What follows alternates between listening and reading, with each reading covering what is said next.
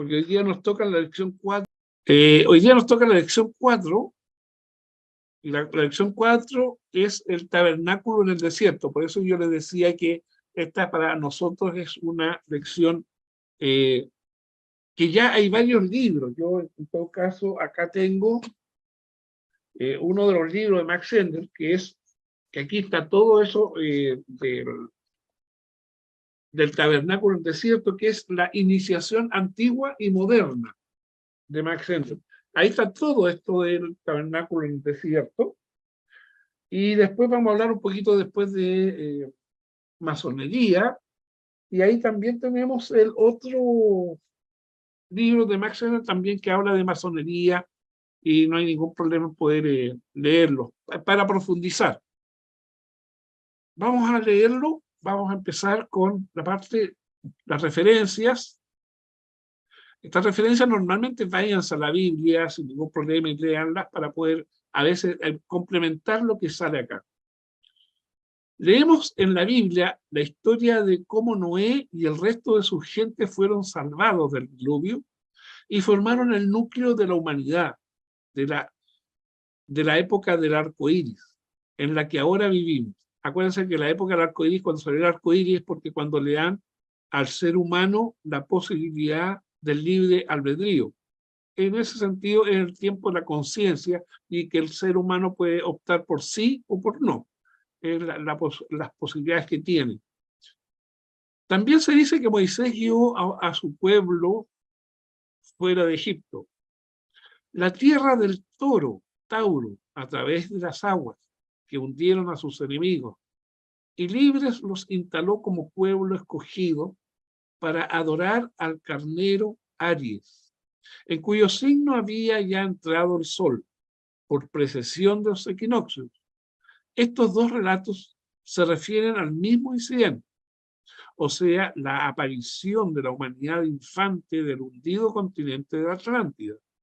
Ese asterisco es porque se explica al final de la lección todo lo que es de esa oración. De esta época de ciclos alternos en la que vamos invierno, día y noche, flujo y reflujo, se siguen uno al otro. Como la humanidad acaba justamente de ser provista con la mente, comenzaron a darse cuenta de la pérdida de la vista espiritual, que hasta entonces poseían y desarrollaron un deseo por el mundo del espíritu y sus guías divinos, que todavía subsisten, pues la humanidad aún no ha cesado de lamentar dicha pérdida. Por esta razón, le fue dado el tabernáculo en el desierto. El antiguo templo de misterios Atlante, para que puedan encontrar al Señor cuando estén calificados por medio del servicio y dominio de la naturaleza inferior, por el yo superior. Habiendo sido trazado por Jehová, fue la incorporación de grandes verdades cósmicas, ocultadas por un velo de simbolismo que hablaba al interno del yo superior. En primer lugar, hay que notar que este plan divino del tabernáculo fue dado a un pueblo escogido. Acuérdense que el pueblo escogido, habla Max Sender, que es el del pueblo judío, porque el pueblo judío justamente en esa época era uno de los pueblos que fundamentalmente tenía la astucia. Era el más avanzado justamente por eso. Y ese se escogió justamente por ser de esas características. Continúo. Que debía construirlo por propia voluntad y de todo corazón. En esto hay una lección particular que consiste en que no se da nunca a nadie el modelo divino del sendero del progreso. Sí, primeramente, no ha hecho un convenio con Dios para servirle y estar dispuesto a ofrecer la sangre de su corazón en una vida de servicio, totalmente desinteresado. La palabra masón, por eso que hablaba yo del segundo libro de cristianismo y masonería, ahí sale y explica todo lo que voy a leer a continuación de esta página. La palabra masón es un derivado de Pri Mesen, que es un término egipcio que significa niños de la luz. En la literatura de la masonería se habla de Dios como el gran arquitecto. Arche es la palabra griega que significa sustancia primordial. Se dice que José, el padre de Jesús, fue un carpintero, pero la palabra griega es tectón, para decir constructor. Por consiguiente, cada verdadero francmasón místico es un niño de la luz, un constructor, que se esfuerza en edificar el templo místico de acuerdo con el plan divino que le ha sido dado por nuestro Padre en los cielos. A este fin dedica todo su corazón, alma y mente. Es o debiera ser su aspiración de ser el más grande en el reino de Dios. Y por lo tanto, ha de ser el sirviente de todos. Lo siguiente que trae la atención es la posición del templo con relación a los puntos cardinales, y vemos que está situado directamente de este a oeste. Si vemos el sendero del progreso espiritual, es el mismo que la estrella viaja de este a oeste. El aspirante entraba en la puerta oriental y continuaba su camino pasando por el altar de los sacrificios, el lavabo de bronce y el lugar santo hacia la parte más occidental del tabernáculo, donde el arca, el símbolo más grande de todos, estaba situado en el Sancto Santorium, así como los hombres sabios siguieron la estrella de Cristo hacia el oeste, hacia Belén. Así también el centro espiritual del mundo civilizado se desvía cada vez más hacia el occidente. Hasta hoy, la cresta de la ola espiritual que comenzó en China, en las costas occidentales del Pacífico, ha llegado ahora a las costas orientales del Pacífico, o sea, del mismo océano. La naturaleza errante de este tabernáculo en el desierto es, por lo tanto, una excelente presentación simbólica del hecho de que el hombre es emigrante por naturaleza, un eterno peregrino, siempre pasando de las costas del tiempo a la eternidad y viceversa. Acá hay un plano donde se encuentra la entrada, que es en el este. El atrio es el lugar que es el cerco que tiene en la parte más sagrada del santuario, vale decir, cerca o delimita el santuario. Está la entrada, después viene el altar del sacrificio, el altar donde se hacen los sacrificios, después viene la fuente de agua, si podemos decirlo, el lavabo de bronce, y una vez que uno, después de haber hecho el sacrificio, se purifica en el fondo, se lava las manos, y ese es un acto de purificación. Después vamos a encontrar que también hay ciertas telas acá colgadas de colores, y la entrada al lugar santo, donde al lado derecho se encuentra la mesa del pan de la proposición, y al lado izquierdo el candelabro de oro. Posteriormente se encuentra el incienso, prácticamente el altar del incienso, viene también unas telas acá, y el lugar santísimo, que es el acta del pacto, justamente, que es la parte más sagrada de este, si podemos decirlo, el Santo Santorium, que es el lugar el lugar más santísimo, el lugar más delicado de lo que significa si podemos decirlo, este lugar. El atrio del tabernáculo era un cercado que circundaba, este está en blanco acá, si ustedes se pueden ver en la figura superior derecha, el atrio del tabernáculo es la parte blanca. Era un cercado que circundaba el tabernáculo. Su largo era 2 veces su ancho, y la entrada estaba en el extremo oriental, Esta entrada, por donde sale el sol, ahí se encontraba la entrada. Esta entrada estaba rodeada de una cortina de fino lino, de color azul, escarlata y violeta. Y estos colores nos muestran de inmediato el estado del tabernáculo en el desierto. Se nos enseña que en el sublime evangelio de Juan, que Dios es luz. Y sabemos que esa luz, que es Dios, se refracta en tres colores primarios por la atmósfera que rodea la Tierra, o sea, el azul, amarillo y rojo. Es un hecho bien conocido para todo ocultista que el rayo del Padre es azul, el Hijo es amarillo y el Espíritu Santo es rojo. Solamente el rayo más poderoso y el de mayor espiritualidad puede aspirar a penetrar el asiento de la conciencia de la oleada de vida incorporada en nuestro reino mineral. Y por lo tanto, encontramos alrededor de las cordilleras, de las montañas, del rayo azul del Padre, como una bruma que se mantiene suspendida por encima de los cañones y quebradas. El rayo amarillo del Hijo mezclado con el rayo azul del Padre da vida y vitalidad al mundo de las plantas y por tal refleja el color verde. Si ustedes se fijan, el verde lo encuentran aquí, en este sector. Azul con amarillo es el sector del verde. Porque le es imposible retener el rayo internamente. Pero en el reino animal, tal cual anatómicamente pertenece el hombre no regenerado. Los rayos son absorbidos y el del Espíritu Santo da el color rojo de las carnes y de la sangre.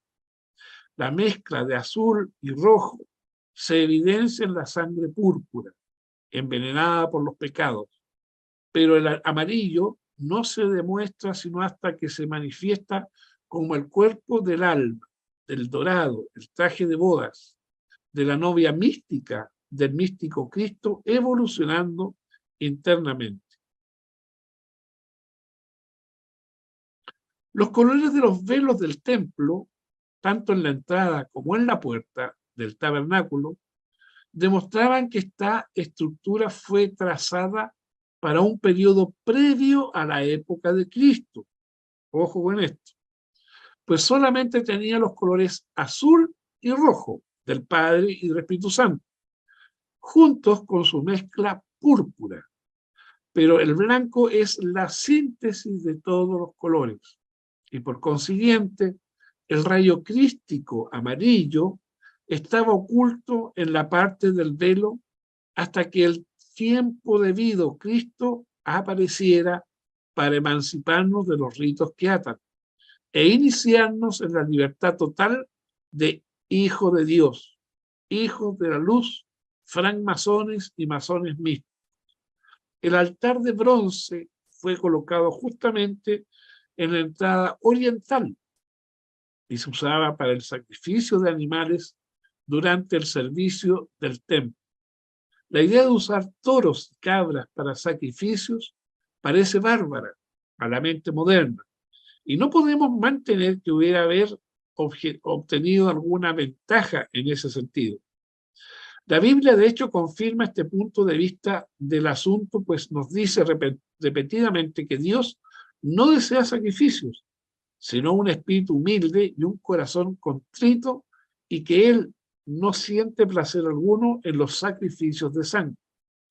En virtud de este hecho, parece extraño que los sacrificios hayan sido ordenados alguna vez, pero debemos tener en cuenta que no hay religión que pueda elevar a aquellos para quienes está designada a auxiliar si sus enseñanzas están muy por encima de su nivel intelectual y moral.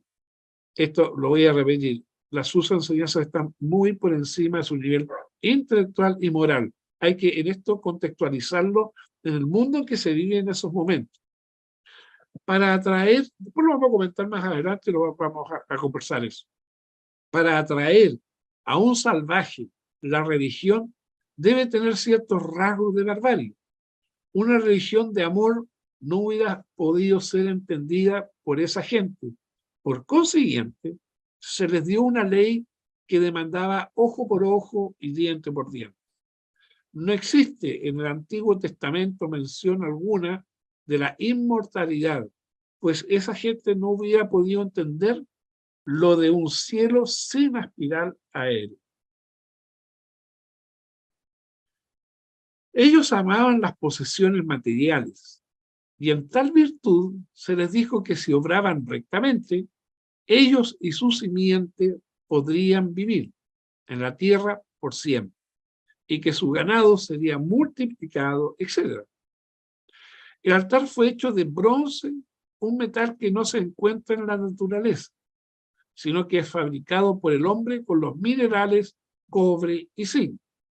De esta manera se demuestra simbólicamente que el pecado no estaba originalmente considerado en este esquema de evolución, y es una anomalía en la naturaleza, así como en sus consecuencias, dolor y muerte simbolizadas por las víctimas de los sacrificios. Aunque el altar haya sido hecho de metales artificialmente compuestos, el fuego que ardía constantemente en él era de origen divino y se mantenía encendido año tras año con el más celoso cuidado. Ningún otro fuego se usaba, ¿no? Y podemos entender ventajosamente que cuando los dos sacerdotes presuntuosos y rebeldes trataron de desobedecer este mandato y usar un fuego distinto, se encontraron con una retribución espantosa y una muerte inmediata. Una vez que hayamos prestado el juramento de lealtad al maestro místico, el yo superior, es extremadamente peligroso desobedecer los preceptos que entonces se dieron.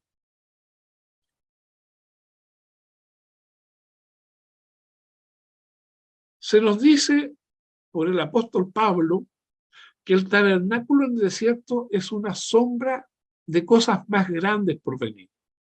Por eso puede ser de interés y provecho examinar lo que es el significado del altar de bronce, con sus sacrificios de carne quemada para el candidato que viene al templo en estos tiempos modernos, con el fin de que podamos entender este misterio.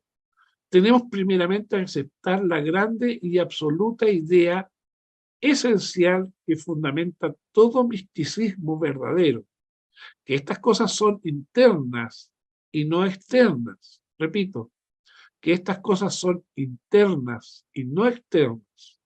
No es el Cristo externo el que salva, sino el Cristo interno. Debemos construir el tabernáculo dentro de nuestros propios corazones y conciencias. Debemos vivir plenamente con una real experiencia interna, el ritual total del servicio allí. Debemos llegar a hacer ambas cosas, tanto el altar del sacrificio como el animal que se sacrifica sobre él. Tenemos que llegar a ser tanto el sacerdote que mata al animal como el animal que es muerto. Más tarde tendremos que aprender a identificarnos con el lavado místico y tendremos que aprender a lavar en él el espíritu. Entonces tendremos que entrar detrás del primer velo, oficiar el cuarto oriental y de esa manera seguir a través de todo el servicio del templo hasta que lleguemos a ser los más grandes de todos esos símbolos antiguos. La gloria del Shekinah, entre paréntesis Dios, o no nos bendecirá, no nos beneficiará en nada. En fin, antes de que el símbolo del tabernáculo pueda realmente ayudarnos, debemos transferirlo del desierto del espacio a un hogar en nuestros corazones. De modo que cuando hayamos llegado a ser todo lo que el símbolo es, también habremos llegado a ser lo que éste significa espiritualmente. Aquí están las notas que decíamos, ¿no es cierto? La ciencia oculta enseña que la Atlántida fue un continente que existió entre Europa y América, en donde en la actualidad se encuentra el Océano Atlántico. Conforme las densas neblinas de la Atlántida se condensaban más y más, La aumentada cantidad de agua gradualmente inundaba el continente, destruyendo la mayor parte de la población y las evidencias de su civilización. Grandes cantidades de gente fueron impulsadas del continente inundado por el diluvio y vagaron a través de Europa. La ciencia oculta enseña que el hombre es un ser complejo que posee, primero, un cuerpo denso, que es el instrumento visible que se usa aquí en el mundo físico para traer y llevar. El cuerpo del que ordinariamente pensamos como si fuese el hombre total. También tenemos un cuerpo vital que está hecho de éter, que interpenetra el cuerpo visible, tal como el éter penetra todas las demás formas, con la excepción de que los seres humanos especializan una cantidad mayor de éter universal que las otras formas. Este cuerpo etérico es nuestro instrumento para especializar la energía vital del sol.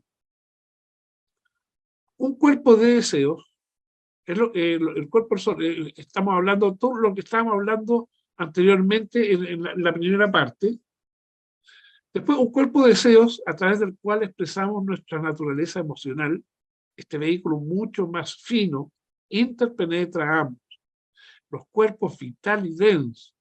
El clarividente lo ve extenderse hasta 16 pulgadas fuera del cuerpo físico, el que se encuentra colocado en el centro de una nube ovoide, tal como la yema está en el centro del huevo.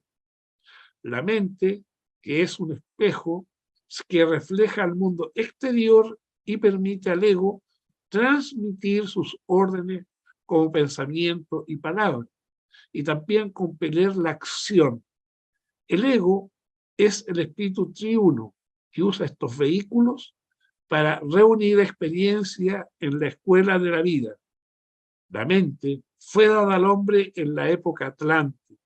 Aunque la razón lo haya beneficiado en muchas maneras, lo privó de la visión del alma, de las cosas que anteriormente se hablaban y la obtención del intelecto que ahora es la posesión más preciada del hombre. Fue en su comienzo mirado con tristeza por los atlantes, quienes lamentaron la pérdida de la vista y poder espiritual que marcó la adquisición de la mente. Los dos éteres superiores del cuerpo vital, el luminoso y el reflector, estos se obtienen viviendo una vida de servicio amoroso, altruista y desinteresado a los demás. Señores, colorín colorado, eso es lo que dice la lección de Max Sender, así que por favor, los que tengan dudas y preguntas que comenten, conversen, porque conversemos esto realmente es de muchos libros, muchos ya tienen antecedentes, lo que estamos hablando no es primera vez que lo conversamos, incluso más, se dio la mano este tema con la clase que dio Rodrigo, pero como anillo al dedo. Así que, si alguien tiene alguna duda, consulta. Lo más importante que rescatamos aquí son las últimas palabras, por eso las puse. El mismo, si podemos decirlo, o sea, ¿cómo poder decirlo? Lo que está externo debemos llevarlo a lo interno.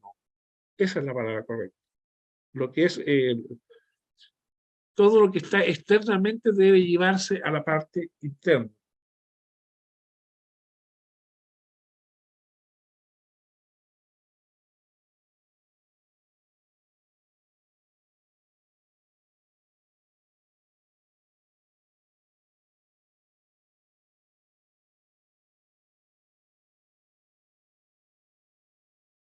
Aquí yo tengo el libro de Max Sender, que es Iniciación Antigua y Moderna. Este es el libro que realmente uno puede ahí leer en detalle todo lo que el tabernáculo, cómo funcionaba el tabernáculo en el desierto, cómo funcionaba cada uno de los altares, el altar, cuál era la función también del candelabro, cuál era la función del lavabo, cuál era la función que cada una de ellos se representa.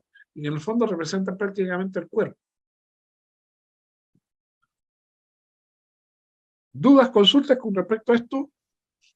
Justo te iba a preguntar si el tabernáculo era simbólico del cuerpo humano, del templo. Sí, así es. Ya. Ok, gracias.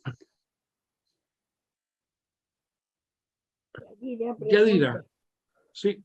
Me dio un poquito de duda ahí cuando dicen que la puerta de entrada da al oriente. Al oriente, donde sale el sol. La puerta de entrada está siempre donde sale el sol. O sea que el sol le da de frente al amanecer a la puerta de entrada. Al este. Ya, sí, al este. Ok, ya. Claro. Sí. Su ubicación siempre es, la entrada es al este y el Santo Santorum es al oeste. Sí, sí, y por eso que imagen, claro, hace una analogía con respecto a eso y dice justamente que ese es el avance de las corrientes espirituales de este a oeste. Por eso que partió en China y llegó ahora a la parte del Pacífico, pero al otro lado del Pacífico, vale decir, a la parte oriental del Pacífico. No, inclusive, Salió de la parte oriental. Sí, inclusive muchas catedrales en Europa y todo están construidas de tal forma que a la puerta de entrada le dé el sol por el. Fíjate que en la de Notre Dame, por ejemplo, está diseñada así. Es que hay mucho, a ver si podemos decirlo, hay muchas cosas que tú puedes rescatar en las iglesias que realmente son todas místicas. Sí, que son místicas. Todas místicas. Siempre fíjate en la cantidad de espejos que hay, o las ventanas, cuántas redondelas tienen, etc. Y vas a encontrar que siempre son números místicos. Siempre está el 7, siempre está el 12, porque normalmente representan algo. Y normalmente los ingenieros y los constructores, la mayoría son masones. Entonces, evidentemente, están entregando permanentemente símbolos en las iglesias, justamente por eso. Gracias. Oriana, por favor. Y sabe que quisiera compartir una experiencia. Curiosamente, en muchos países, en muchos lugares, la puerta de entrada de los lugares más místicos está hacia el este. ¿Sabes? Porque una vez me tocó ir a Colombia de visita donde mi hermana que vivía ahí. Y resulta que entré a una maloca que se llama, como ruca aquí de los mapuches, y tenía su puerta de entrada principal hacia el este, y por ella solo entraba el jefe, no entraba la persona común. Teníamos que entrar por otra puerta los visitantes. Es bien interesante eso, que en casi todo lo que se ve, por lo menos lo que me tocó experimentar, la puerta está hacia el este, hacia la salida del sol. Eso es lo que quería comentar. Gracias. Gracias, Oriana. Confirma nada más lo que estábamos hablando con Yadira. Justamente que la mayoría las dejan dentro de lo posible. O sea, si se puede, porque si tú a lo mejor estás en una cuadra que no da, lamentablemente no se puede, pero si en la medida en que se pueda, dan justamente al este. Las puertas de entrada son todas al este, por las corrientes, si pudiéramos decirlo, lo que hablábamos con Yadira, justamente. Ese es cierto, Oriana, en ese sentido.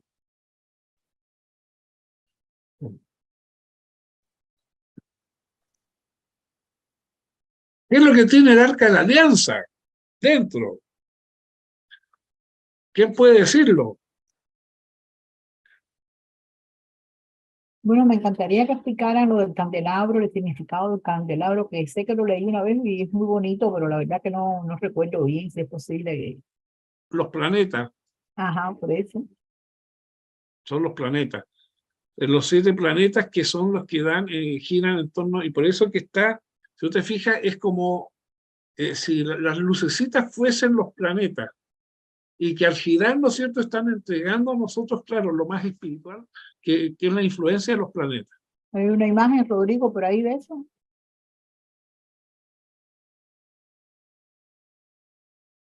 ¿Yo? ¿No tienes una imagen por ahí del candelabro con los planetas, el simbolismo que tiene? Sí. Vamos a buscarlo por mientras. ¿Tú lo tienes, Alberto? Que Eh, A ver, pero en el dibujo parece que sale. Déjame ver. Aquí. Y lo que quería decir, sí, es que Ahí está abajo. Si creo te que fijas, son entiendo el candelabro. entiendo que Ahí está. representan las fases lunares, sí. Sí, toda razón. Espérate.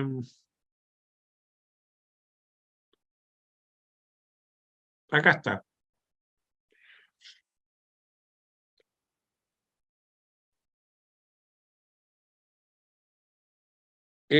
Aquí sale en el libro, lo dice, como hemos dicho previamente, cuando el sacerdote se hallaba de pie en el centro del cuarto del este, el tabernáculo, el candelabro de 7 brazos quedaba en la mano izquierda y en la parte del sur. Esto simboliza el hecho de que los 7 dadores de luz o planetas que transan su danza mística alrededor de la órbita central, el Sol, recorren una estrecha faja que comprende 8 grados a cada lado del sendero del Sol, la cual se llama el zodíaco. Dios es luz y los 7 espíritus ante el trono son los ministros de Dios. Por lo tanto, son los mensajeros de la luz para la humanidad y ellos son los que han guiado al hombre en su sendero evolutivo.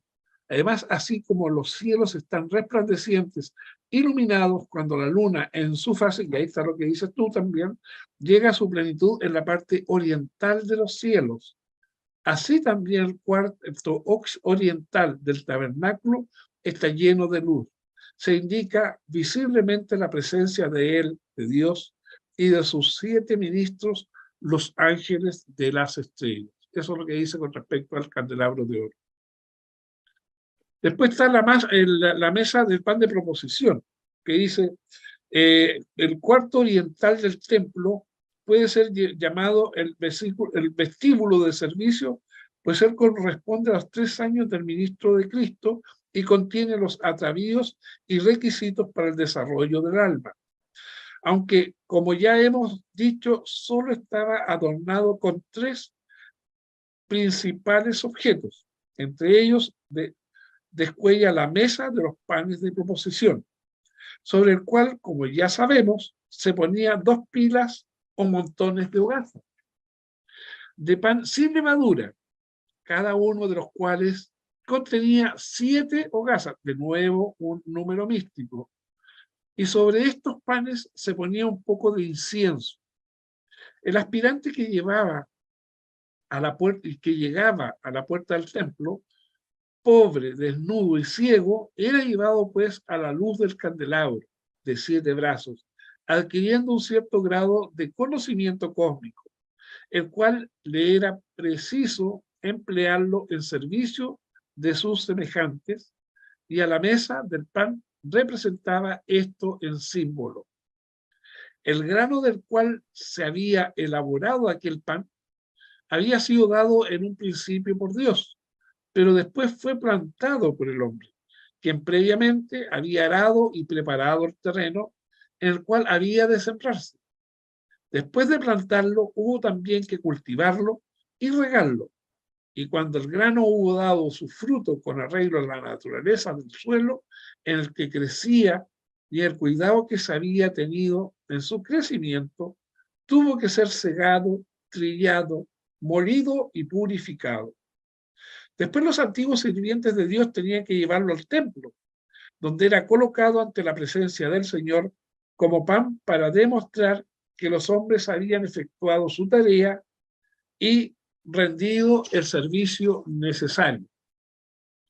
Los granos de trigo dados por Dios, contenidos en los 12 panes, representaban las oportunidades para el desarrollo del alma que Dios nos ha dado, que nos vienen a todos y a cada uno por medio de los 12 departamentos de la vida representados por las 12 casas del horóscopo, y están bajo el dominio de las 12 jerarquías divinas conocidas como signos del zodíaco.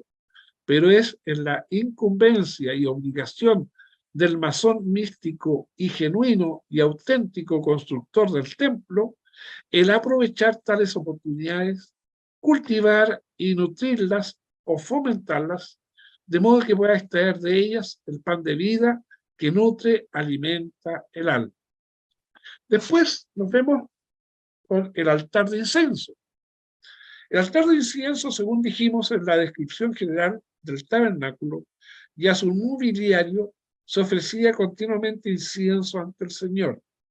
Y el sacerdote que estaba ante el altar, oficiando, se hallaba en aquel momento en posición tal que miraba hacia la silla de la misericordia por encima del arca, si bien le era imposible verla debido al impedírselo el segundo velo, el cual se hallaba interpuesto entre el primero y el segundo departamento del tabernáculo, llamados respectivamente lugar santo y el santo de los santos, o el santo santuario.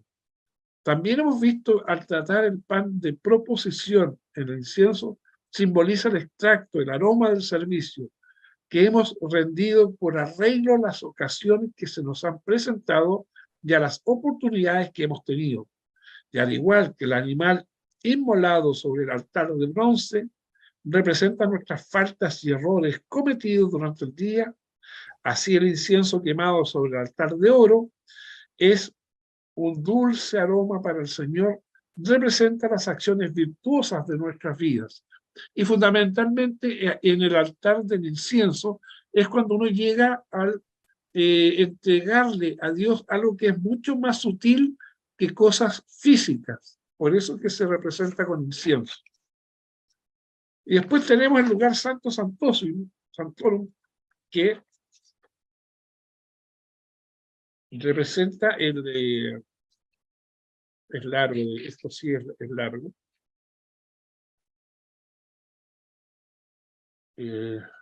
Nada, pero aquí es muy largo de poder leerlo.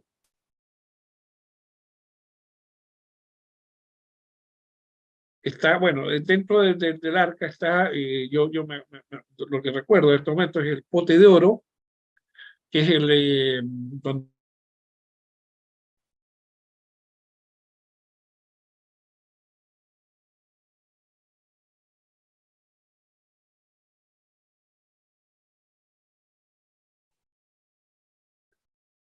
las tablas de los mandamientos. Las tres cosas es lo que trae. Estoy buscando justamente la Florida vara de Aarón. No la tengo aquí en este momento. Pero lo que digo es cierto.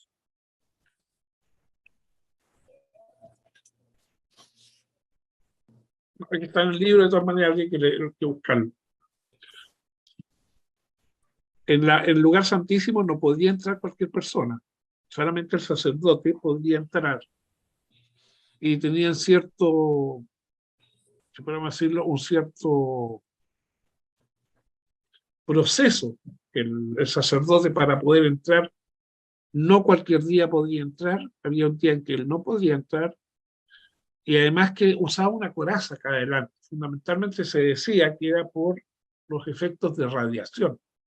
Desconozco toda esa parte, pero solamente él podía entrar y él podía tener esa conexión por vibración. Yo digo que fundamentalmente esa la que se necesitaba para poder entrar al Arca de la Alianza. ¿Me permites, Alberto? Por supuesto, Diana.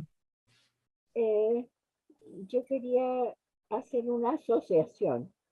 ¿Ya? Resulta que casi todos los lugares, como hice delante, sagrados, todo lo que hay en ello es un simbolismo. Si pensamos en las iglesias católicas, donde se coloca el sacerdote en una iglesia católica es debajo de una cúpula La cúpula arriba de su cabeza es como el cerebro, o sea, simbolizando la pineal. Y él está colocado bajo ese centro luminoso. El altar también está ubicado en una posición adecuada que quede bajo ese centro de sol. Entonces, cada cosa que hay es un simbolismo. Y tanto así que las iglesias antiguas, para cuando uno quiera aprender un poco más y viaje, no hay nada más interesante que ir a ver las iglesias de los lugares, porque todas tienen marcado simbolismo en el altar, en el suelo, etcétera. ¿Para qué me voy a alargar tanto? Pero aquí mismo donde nosotros vivimos en Buin, hay una iglesia que tiene hasta las runas marcadas en el suelo. Entonces, tiene los períodos, un león, y los períodos de la tierra, un pez, etcétera, en un monumento afuera. Entonces, todo es simbólico para el que tenga ojos y oídos, se dice. Esa es la realidad. Para saber un poco más de religiones hay que ir a las iglesias, a los lugares donde uno vaya y mirar los simbolismos. Es lo más interesante. Eso, muchas gracias. Gracias, Oriana. Lo que normalmente podemos encontrar acá, que se habla del cuerpo, fundamentalmente del cuerpo. Por eso que se habla de los sacrificios, porque en el contexto antiguo nos encontramos con una civilización recién en formación, recién entrando no conocen las leyes, no conocen la higiene, no conocen la buena comida. Entonces tiene que haber un Dios que para ser reconocido, dice Max Hendel, y para que sea respetado, tiene que ser violento. No puede ser un Dios amoroso, caritativo, porque para ellos significa sinónimo de debilidad. Por lo tanto, en el contexto de esa época, donde matar daba lo mismo que vivir, y que aquel que era el padre de familia tenía derecho sobre sus hijos, y perfectamente podía matar a un hijo sin ningún problema. De hecho, se ofrecían sacrificios, y se ofrecían sacrificios a su hijo sin ningún problema, y eso era bienvenido, era bien visto. Y no solamente en esa época, estamos hablando cuando en la misma Biblia habla, ¿no es cierto?, de un importante hombre que le dicen que tiene que ofrecer el sacrificio a su hijo. Y va a hacer ese sacrificio y viene un ángel y lo para y lo detiene y no hace ese sacrificio. Bueno, lo mismo sucede aquí en el altiplano, antiguamente, estamos hablando de los Andes, donde se han visto estos niñitos que estaban arriba y que estaban puestos para el sacrificio. También vamos a los mayas en México y nos encontramos que en los templos sagrados también se hacían sacrificios, porque se veía que hacia los dioses era bueno eso. Los dioses nunca, ni Dios tampoco pretendía eso, pero ese es el Dios que tenemos en esos momentos, y esa es la gente con que vamos a trabajar, y esa es la gente con que se va a espiritualizar.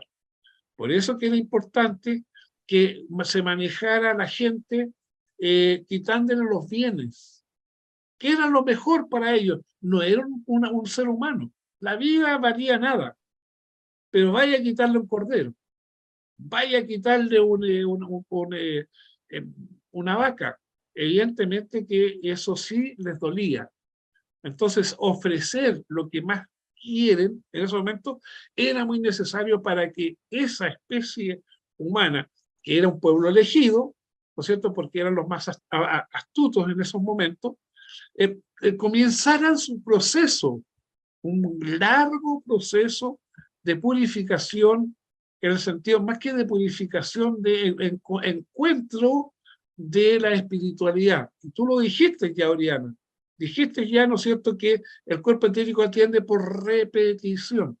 Y ese es el objetivo fundamental de empezar a que el cuerpo comenzara a entender lo que significaba la espiritualidad. No lo iban a entender ahí, pero en generaciones después ya iba a empezar a encender este proceso repetitivo que se llama, ¿no es cierto?, la espiritualización de un pueblo. Por eso que se sacrificaban. Y por eso después viene una purificación. Esa purificación se hace en el lavado, o el lavabo, como le dicen. El lavado significa no solamente con el agua. Fíjate que todos los pueblos, no solamente los judíos, los musulmanes y los cristianos, sino que también el pueblo musulmán usan el lavarse físicamente porque también están, como dicen, si yo tengo adentro mi espíritu, no solamente estoy lavando mi cuerpo, estoy lavando mi espíritu también, estoy lavando mi cuerpo de deseo, estoy lavando mi cuerpo etérico, porque todo eso se va a lavar. Por eso es que se hace un proceso espiritual más que nada, para poder decir, mira, con el agua yo me purifico. Eso significa me lavo, me limpio el alma, me limpia el cuerpo de deseo, me limpia el cuerpo mental y me limpia también el físico.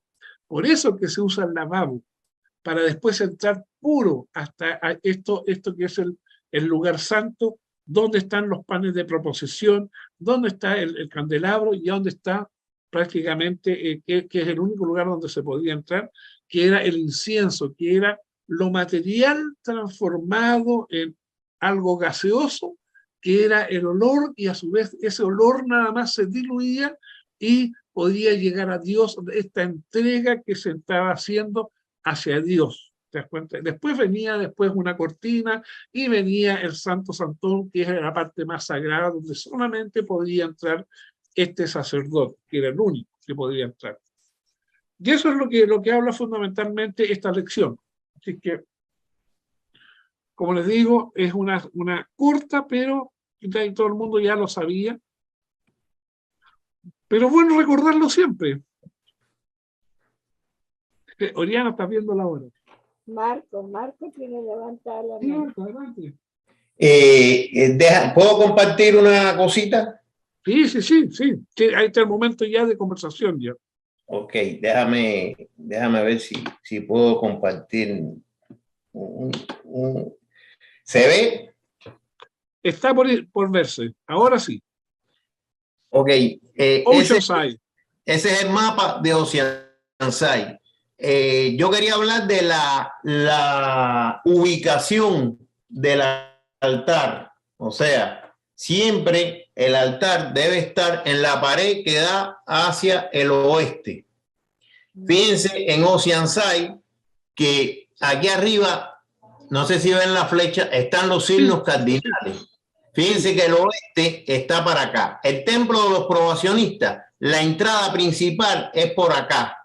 Y el altar, o sea, donde está el símbolo, queda en la pared de lo que da para el oeste. ¿Lo ven? Sí, ahora, perfecto. El departamento de curación, la entrada es por aquí también, por aquí. Y el altar está aquí atrás, en la pared oeste. Y la capilla que está aquí, cuando usted entra, está de lado. Y el altar está aquí en la pared que da al oeste. Al oeste. Esto es muy importante. Las iglesias que fueron bien construidas tienen esa orientación. Ahora, usted, cuando tenga un símbolo en su casa, debe ponerlo en la pared que da al oeste. Siempre. Por ejemplo, yo hago los servicios en Zoom y cuando pongo el símbolo, lo pongo orientado hacia el oeste. La computadora yo la pongo orientada hacia el oeste. Porque esto no es por gusto. O sea, esa orientación tiene que ver con la salida y la puesta del sol, como estaba orientado el tabernáculo. Recuerden que el tabernáculo fue la escuela que precedió a los Rosacrucis. O sea, que eso fue en la época atlántica, pero todo lo que estaba ahí estaba hecho de una forma sagrada. O sea, que hay que respetar. a medida que vamos entrando en esta escuela debemos aprender todas estas cosas, porque si tenemos un rinconcito en la casa debemos tenerlo bien orientado. Es la forma más energética, es la forma que mejor funciona, y esto es místico y sagrado. O sea que ya debemos empezar a hacer todas estas cosas bien hechas. Era lo que quería decir. Gracias, Marco. A un tema que tocan acá y que queda un poco inconcluso, no queda inconcluso, a lo mejor Matt Heindel lo deja ahí para que uno lo analice. Esta es de la lección 4, ¿cierto? El tabernáculo. Se refiere porque Sí. menciona 4 partes. Génesis, de Noé, y dice acá que, bueno, Noé y Moisés, ¿cierto? En el sentido de que es la salida de la Atlántida, dice. De hecho, creo que es una de las preguntas de la lección. Pero después toca dos versículos, que es Éxodo 25 y Hebreos 9, en que dice que Jehová le dice que se haga un santuario para mí. Y le dice, ese es el santuario que tú describiste, el Santo Santorum, el tabernáculo. Sí. Pero lo dice que lo haga, dice, conforme a un diseño que le voy a mostrar. De hecho, lo lleva al monte y le muestra un diseño. Ese no fue invención de Moisés, sino que Jehová le muestra un diseño. ¿Ya? Porque de hecho en 25:8 dice, y que haga un santuario para mí conforme a lo que te voy a mostrar, conforme al diseño del tabernáculo y al diseño de todo su mobiliario. O sea, Jehová le entrega un diseño de alguna forma a esta gente atlante. Y de hecho en la lección habla de Hebreos 9, que es de Pablo, y Pablo da toda una descripción, hace esa relación que dices tú entre el tabernáculo y Cristo, pero dice, bueno, lo que estamos mostrando aquí es una representación de cosas que están en los cielos. Entonces, ¿cómo esto de que hay cosas en los cielos y que se representan? Este es el punto que quería tocar ahora, el diseño de los templos de misterio. Que Marco también dijo, no, mira, que es verdad, qué hermoso, que el templo es así, que el templo entra por acá, pero ¿quién diseña eso? ¿Por qué está diseñado así? Porque seguimos estas leyes cósmicas, estas leyes de dónde están, de dónde vienen y cómo el hombre las recibe. ¿Ok? Entonces acá se nos dice que el apóstol Pablo, que el tabernáculo en el desierto era una sombra de las cosas por venir. Por esta razón le fue dado el tabernáculo en el desierto, antiguo templo de los misterios atlantes a la humanidad infante del hundido continente de la Atlántida. Habiendo sido diseñado por Jehová, fue la incorporación de grandes verdades cósmicas. Esto lo dice en la lección. Dice, habiendo sido diseñado por Jehová. No una cosa mixta. O sea, también, no descarto que también representa el cuerpo, también la vara de Aarón representa a la conservación de las fuerzas sexuales y todo, pero también hay un diseño, ¿ya? Y lo dice varias veces. Jehová enseña el diseño. El tabernáculo no se podía construir de una manera cualquiera. En el libro de Éxodos, Dios le dice a Moisés cómo construirlo. Con medidas, con metros, con centímetros, con colores, con todo. No es un cuento místico, ¿me entiendes? No es una fábula. Conforme a todo lo que yo te muestro, el diseño del tabernáculo, así lo haréis. Constrúyelo de esta manera, sigue el diseño que yo te muestro y hazlo conforme al diseño que te mostraba, ¿cierto?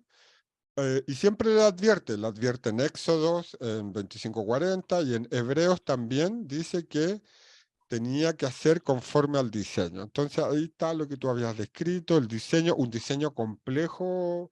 Obviamente que esta es una representación actual, pero sale ahí descrito un diseño complejo, cómo se iban a sentar las tribus alrededor ¿cómo se llama? Del tabernáculo, y ya la otra vez vimos que cada tribu tiene un aspecto zodiacal. Entonces probablemente si alguien estudia esto va a encontrar que efectivamente representa un zodiaco puesto de acuerdo a la época que había en ese tiempo en los cielos. Así funcionaba el campamento completo. Se ponían alrededor del Santo se ponían todas las tribus tal como la pusiste ahora. Claro. El tabernáculo fue construido para seguir un patrón de un templo en los cielos. Ya, ¿esto lo digo yo? No, lo dice la Biblia. Sí, la Biblia nos dice que hay un templo en los cielos. Ya, Apocalipsis 11 dice, y en el templo de Dios fue abierto en el cielo, y el arca de su pacto se veía en el templo. En Apocalipsis, el otro día dijimos que era un texto de Juan, juánico. Por lo tanto, lo podemos tomar. Así como tomamos el Evangelio de San Juan, podemos tomar el Apocalipsis. Y ahí dice que se abre al final de los días un templo en el cielo. Ojo, no lo dice una vez, no busqué un versículo rebuscado, no, está lleno. Uno lee el Apocalipsis, está lleno de versículos en que habla de un templo en los cielos. De hecho, acá puse una imagen de Cristo, o bueno, no sé, obviamente que humanizada, sabemos que no va a volver en cuerpo, pero justamente dice Apocalipsis 11:9, el templo de Dios que está en los cielos fue abierto y el arca de su pacto se veía en el templo. El tabernáculo sobre la tierra era su copia. La Biblia dice, fue abierto en el cielo el templo del tabernáculo y el templo se llenó de humo por la gloria de Dios. Otro versículo. Hay un templo en el cielo y Dios le dijo a Moisés que construyera el tabernáculo siguiendo el modelo de aquel templo. ¿Cómo pueden, y aquí viene la pregunta, cómo pueden las jerarquías entregarnos un patrón de algo que está en los cielos? Y es más, ¿cómo lo pueden entregar a una civilización atlante que no tenía mente y que tenía que construir? Estamos hablando de metros, de codos y de todo. Bueno, no los voy a aburrir en esta parte porque todos lo conocen, pero solamente para mostrarle quizás a los que estamos empezando, que hay 7 épocas, ¿cierto?, en esta revolución y que estamos hablando de esta época atlante, ¿cierto? Y justamente aquí en el punto 5 de esta época atlante, estas son las 7 épocas de esta vuelta que está como en amarillo acá, en la que estamos actualmente, y va a terminar con el reino de Dios, y lo que estamos hablando es que está marcado acá la época atlante, ¿cierto? Con distintas razas, y principalmente nos estamos fijando en esta raza semita. A ese es el que Jehová le tiene que poner el diseño del templo. ¿Cómo? A ver, veamos. También al comienzo de la evolución estaba la época atlante, ya habían pasado las 3 primeras etapas, y también había una época, la atlante, había una época, la mitad anterior llamada mitad marciana, y había comenzado la mitad mercurial, ¿cierto? A grandes rasgos, se dice que durante las primeras 3,5 revoluciones del periodo terrestre, la influencia de Marte había sido prominente para excitar a la humanidad a la acción, pero a mediados de la época atlante, la época que estamos hablando, cuando fue dada la mente, la evolución y la epigénesis están llevándonos gradualmente hacia Dios. Todo es gradual, esto lo dice la pregunta 122, tomo 2. ¿Ya? Y, bueno, es algo que más o menos conocemos. ¿Dónde estaba entonces este continente Atlante o la Atlante? Dice en el diccionario Rosacruz que había un continente Atlante, que de la parte austral del planeta venía el aliento ardiente de los Balcanes y del norte llegaban los bloques de hielo de la región. El continente Atlante era el punto donde se juntaban esas dos corrientes y por consiguiente su atmósfera estaba siempre sobrecargada de una neblina espesa y pesada. Estamos hablando del continente Atlante, diferenciemos de la época Atlante, de los Atlantes y del continente Atlante. ¿Ya? Suenan parecidos, pero tienen su diferencia, y efectivamente el diccionario Rosacruz, parte del concepto, nos dice que había un continente Atlante donde llegaban vientos volcánicos del norte y se fundían con la atmósfera fría del sur, y entonces por eso había tanta neblina. No hablaba de que toda la Tierra estaba en neblina, pero bueno, este no es el punto de discusión. El punto es que la época Atlante, por eso para diferenciarlo un poquito del continente Atlante, ya lo vimos, la época posterior a la Lemuria. Era un clarividente involuntario, tú lo mencionaste, lo menciona la lección, y la falta de conexión entre el cuerpo denso y el cuerpo vital era lo que producía ese fenómeno. El hombre se guiaba por su percepción interna más que por su visión externa. Tenía entonces el hombre cabeza, pero casi nada de frente comparado con nuestra humanidad. No parece que esta es parte de la Lemuria. Pero bueno, la cosa es que el hombre era distinto al actual. Entonces, ¿cómo es posible que de este tema de los templos? Aquí les estoy mostrando unos templos que se encontraron, miles de estructuras mayas perdidas en Guatemala, más de 60.000 estructuras perdidas en la jungla guatemalteca, que no tiene explicación ni sentido de en qué parte de la humanidad y cómo la humanidad construyó estos templos. Eso es el punto más importante. Si por último el hombre se hubiera puesto a construir a base de piedra, ok, a lo mejor por ahí la ciencia podría justificarlo. Lo que no justifica es de dónde sacaba la inteligencia para las complejas estructuras que tenía. Estamos hablando de otro templo dentro de otro templo. México descubren otra pirámide dentro de la gran pirámide de Kukulcán en Chichén Itzá. Entonces, el hombre no solamente construyó los templos que vemos ahora, sino que al parecer los templos son estructuras que se han construido sobre otros templos desde tiempos inmemoriales sin saber cómo, porque el hombre no sabía matemáticas, no sabía de diseño, no sabía de arquitectura, no sabía de nada de esas cosas. Ni astrología tampoco. Además que están con normas astrológicas, ¿cierto? Sí, así es. Aquí tenemos un templo ultra complejo y cómo lo han abierto y se han dado cuenta que dentro de los templos hay más templos. ¿Ya? Esta es otra imagen claramente compleja de una época ancestral, no se entiende cómo, no hay registros de los cálculos, porque por último si encontráramos diseños, planos, las sumas, las restas de los ángulos, cuánto material, cuánto menos material, de dónde el hombre sacó este conocimiento y si lo obtuvo él, dónde están los cálculos de los ángulos, los diseños, los patrones, etcétera. Ya creo que me van siguiendo la idea. Aquí, y lo mismo con el templo del tabernáculo en el desierto. Aquí hay otro. Estos son reales.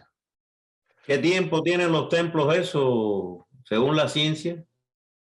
Hay distintas dataciones porque las externas tienen alrededor de 2000 años. La verdad es que lo datan en muy poco, la parte externa, pero obviamente con ese mismo datación, ahora al darse cuenta que tiene 1, 2, 3, 4, 5, 6, hasta 15 capas, bastaría que la ciencia se pusiera a multiplicar su propio cálculo. El problema más complejo es la tecnología. ¿Cómo? Si fuera así, que fuera simplemente tema de datación, ¿cómo es posible que superficies interiores que fueron construidas miles de años antes parecen tener la misma tecnología de las capas externas? A diferencia de las cosas que hacemos hoy día podemos encontrar una casa cubierta de otras cosas más modernas, pero la capa interior es menos tecnológica que la exterior. En estos templos no se daba así. Dice Heindel en la pregunta 176 que en realidad las pirámides, en la pregunta 176 del tomo 2, dice Heindel que en realidad las pirámides eran templos de iniciación. O sea, estamos hablando del tabernáculo en el desierto, que no sé si fue el primero, el último, el intermedio, quizá uno de los más importantes porque al parecer tuvo relación directa con Jehová, pero también hubieron otros templos de misterios y de enseñanzas, todos guiados por alguna especie de Dios que los diseña, se lo entrega a la humanidad para que los construya, sin que hagan ningún cálculo, ninguna suma, ninguna resta, ni nada. Y dice, en realidad las pirámides eran templos de iniciación, habían sido construidas por los hierofantes de los misterios menores, y como la iniciación de los candidatos estaba fundada en el pasaje de los cuerpos celestes, que es lo que dijo Alberto, o los astros, a través de los 12 signos del zodiaco, naturalmente estos templos de iniciación encerraban medidas cósmicas. En Camboya, en Guatemala, en todo el planeta. La Gran Pirámide de Egipto, de Giza, es una de las construcciones más antiguas de la Tierra. Esto lo dice Cristianismo Rosacruz, capítulo 9.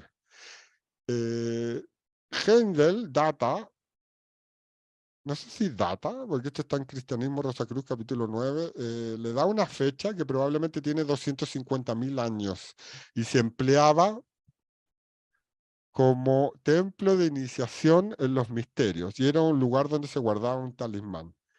Eh, Em, sí, es cierto. Mucha gente les llama la atención por qué motivo, si hubiese sido la tumba de un rey o de un faraón, por qué motivo no hay dibujos y por qué motivo no habían adentro ningún, si podemos decirlo, no solamente dibujos, sino que con lo que se llevaba un faraón.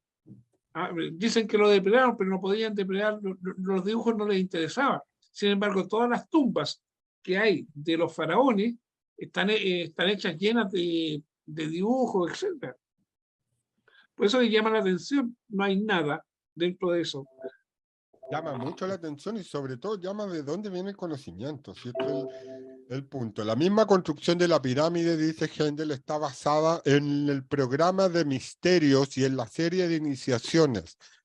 El ciclo de iniciaciones era una reproducción en miniatura de las grandes series de cambios cósmicos a lo que los astrónomos han dado el nombre de año sideral. Sí. Aunque nosotros creamos que estamos lejos de esto, la verdad es que nosotros en esta escuela preparatoria para la Escuela de Misterio también estudiamos lo mismo. En astrología estudiamos cuánto dura el año sideral, cuándo viene la era de Acuario, cuántos signos hay. Sí. Hacemos lo mismo. Estamos Hasta haciendo los exactamente. mayas hacen lo mismo. A Estamos. ellos el año Sí. sideral está considerado la misma cifra, pero se le denomina un catún. Imagínate. ¿De dónde sacaron eso ellos? Los señores de Venus fueron los guías de la masa de nuestro pueblo. Eran seres inferiores de la evolución de Venus, los que aparecieron entre los hombres, y fueron reconocidos como mensajeros de los dioses. Una vez, Alberto en una clase explicó que la palabra mensajero significa ángel, ángel mensajero, entonces son los ángeles de los dioses. Para el bien de la humanidad se prestaron a guiarla, conducirla grado por grado. No hubo rebelión alguna contra su autoridad porque el hombre no había desarrollado aún voluntad independiente. Entonces, ¿cómo un hombre que no ha desarrollado voluntad independiente puede llegar a construir, y mente, matemáticas, puede llegar a construir estructuras tan hermosas, complejas, alineadas con los astros, con fuerzas cósmicas, y no solo eso, sino que también con fuerzas de agua, aguas perfectas que caen y alimentan los templos, etcétera? Bueno. Ustedes saben que si van a un libro de fisiología, la referencia mostrará que las fisuras longitudinales en la médula espinal se dividen en 3 partes y que encierran un tubo hueco. Cada una de estas columnas está regida por una de las jerarquías en más estrecho contacto con nosotros, predominando la lunar, la de Marte y la de Mercurio. Justamente estábamos hablando de los señores de Mercurio. Según el estado de evolución del individuo, esto lo dice Heindel en la pregunta 118 acerca de nuestra columna vertebral y cómo es influido actualmente aún por jerarquías lunares, marciales y mercuriales. En los días de la infancia de la humanidad, dice Heindel en la pregunta 118, la fuerza creativa que ahora se dirige hacia afuera para construir barcos, casas, vías férreas, se usó internamente para construir los órganos de nuestro cuerpo y como el mundo físico circundante se fotografía sobre la mesa de una cámara oscura, por lo que el mundo espiritual se refleja, bueno, está ahí, está mal, lo copié y quedó mal, que el corrector ortográfico lo cambió.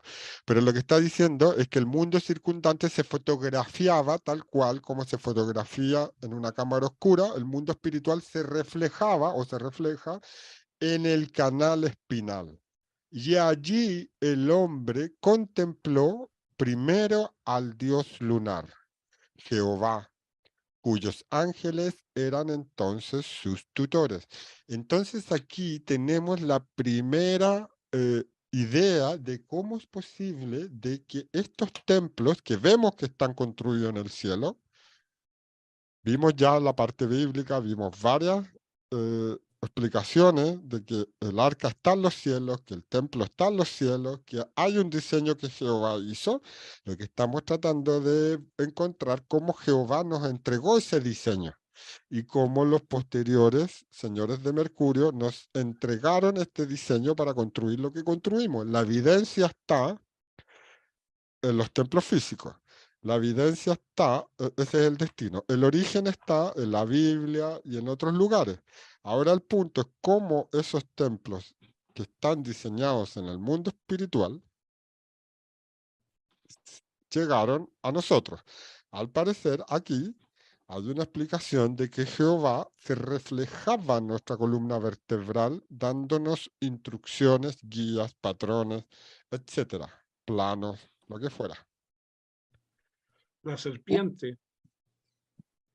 Fíjate que la serpiente había venido antes y los señores de Mercurio vinieron a arreglar ese temita de la serpiente. Creo que lo dice Exacto. justamente aquí.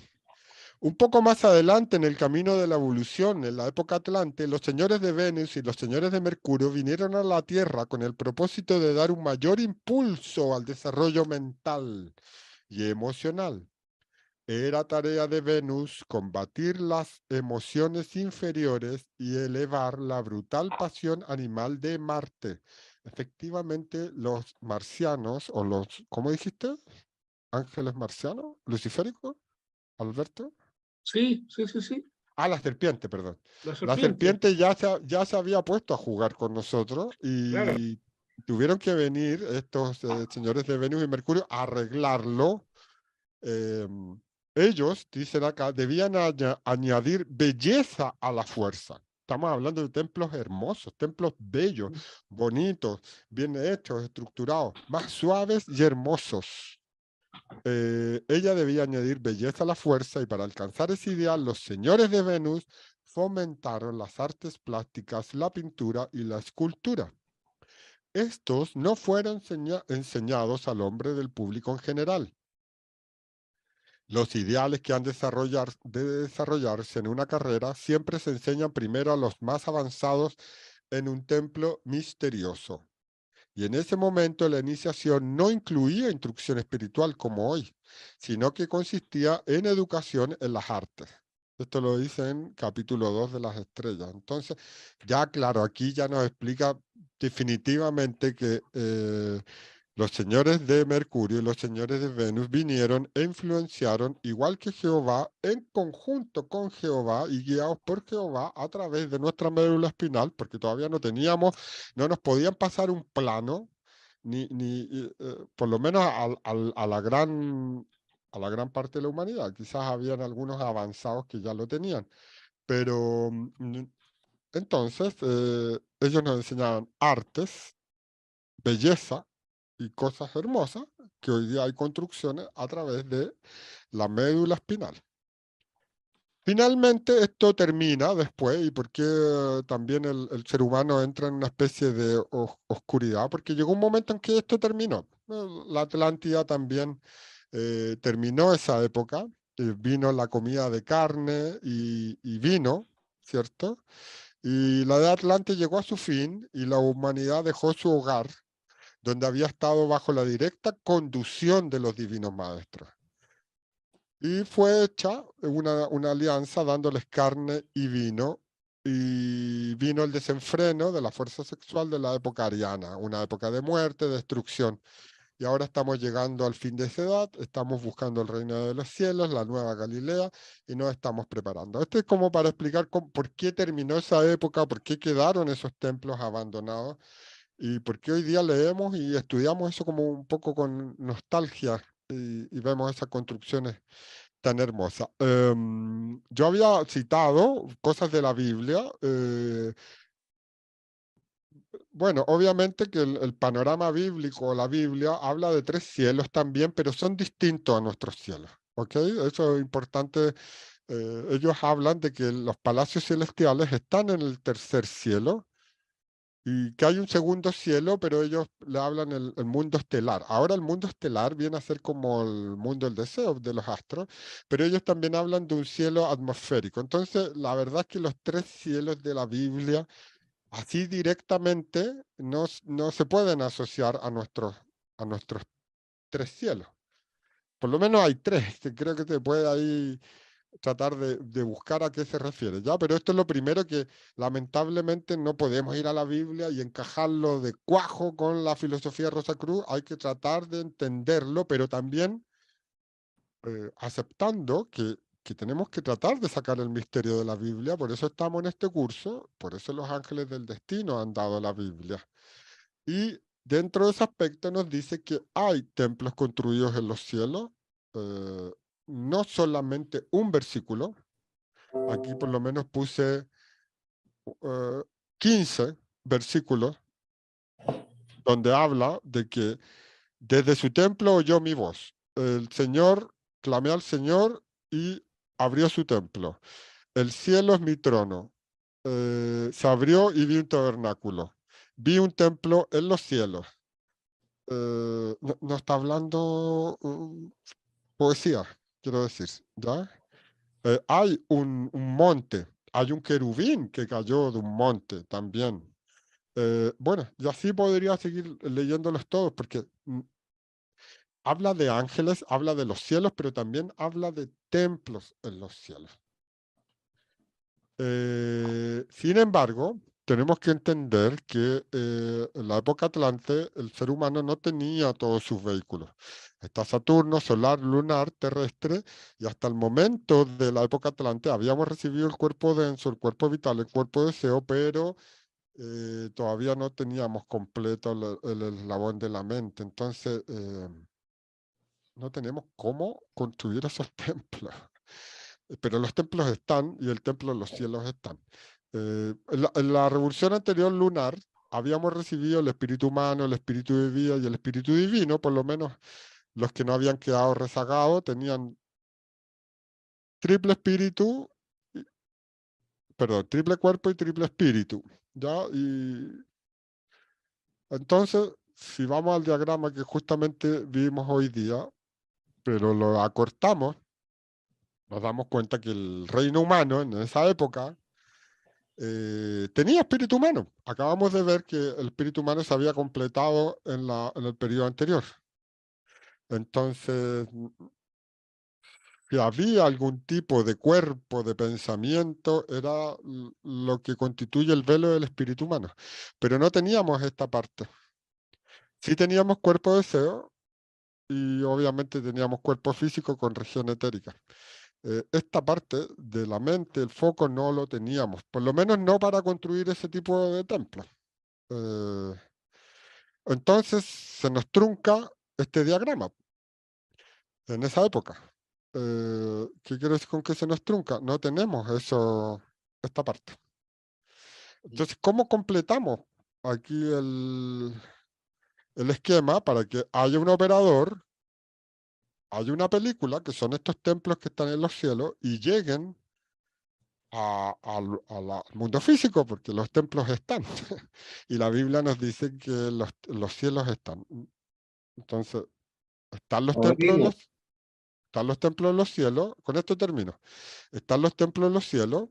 Están, amigos, créanme que están. y están los templos físicos. ¿Cómo llega esto? Bueno, lo que yo propongo es que tiene que haber ocurrido una especie de transmisión directa desde estos diseños claros, hablan de metros, codos, puntos, colores, hazlo así, ponlo así, para el que apunta a tal lado. Eso no es poesía. Tuvo que haberse transmitido directamente, saltándose el raciocinio humano, directamente a nuestra médula espinal, que controla nuestra voluntad y de esta forma guiarnos e incentivarnos exactamente cada centímetro, cada corte, cada estructura, cada de todo.